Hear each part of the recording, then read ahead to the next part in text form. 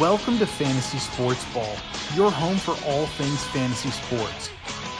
Here we are in Waco, Texas at the Baylor Science Building for week 1 of third floor conference play. This is A-Wing 9:05 a.m. facing off against A-Wing 8 a.m. And I don't think I have to tell you that this is one of the hottest rivalries in college sports. And of course, there's been some bad blood on both sides. Baylor fans, or Rat Rowdies as they call themselves, are filing into the Skinner Box Stadium. And let me tell you, this crowd is electric. I was here during the dark days when you couldn't give away a ticket to a Baylor game. Somebody gave me 5 tickets. My wife and I used 2. We left 3 under the windshield wiper of our car, and when we came back, we had 4 more. As you know, this is a heated rivalry that goes back to before these guys were rat pups, with each side accusing the other of dirty play. It's hard to ignore the geography of this matchup. I mean, these guys' dorms are practically on top of each other. And here we see the showstopper, Mr. Sniffles, doing his pregame warm-up. As you all know, Mr. Sniffles put up some gaudy numbers in the preseason, but can he maintain the consistency against a tougher opponent? This will be a home game for A-Wing, as are all of their games this season.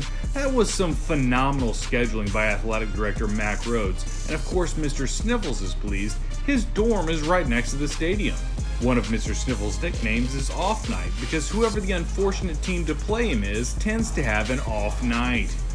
Mr. Sniffles' roommate says that in the dorm room he's like Clark Kent, mild-mannered and polite. But stepping into that box is like stepping into a phone booth for him. He turns into Superman.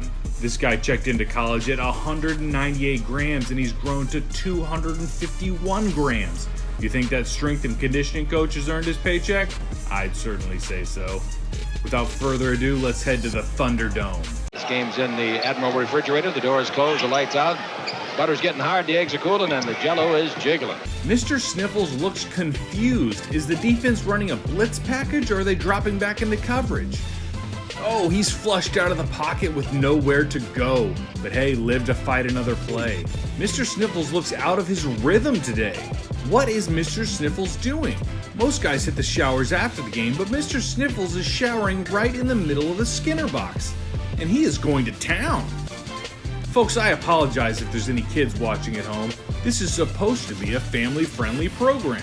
Wait, look at that hesitation move. A lot of guys would have gone straight for the lever, but Mr. Sniffles uses a pro move.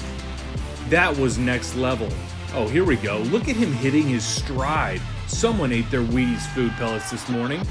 You might be asking yourself, where is the defense? If Mr. Sniffles was headed to the bucket to press the lever with a head full of steam, would you step up and take a charge? I don't think so.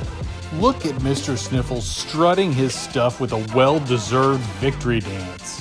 Mr. Sniffles says after the game, "We had a bit of a slow start, but we just had to play our game rather than letting them dictate the pace and tempo." Despite the dominant performance, critics have accused A-Wing 9:05 of creating a soft schedule to pad their stats. Skip Bayless said, A-Wing 8 a.m. does rat studies? I thought it was possum studies, because those guys looked like they were playing dead all game. Going into the next game, the learning and behavior coaching staff has to be pleased with the embarrassment of riches they have in Mr. Sniffles. Tune in next time as Mr. Sniffles and the gang take on the vaunted defense of B-Wing. Until then, this has been Fantasy Sports Ball.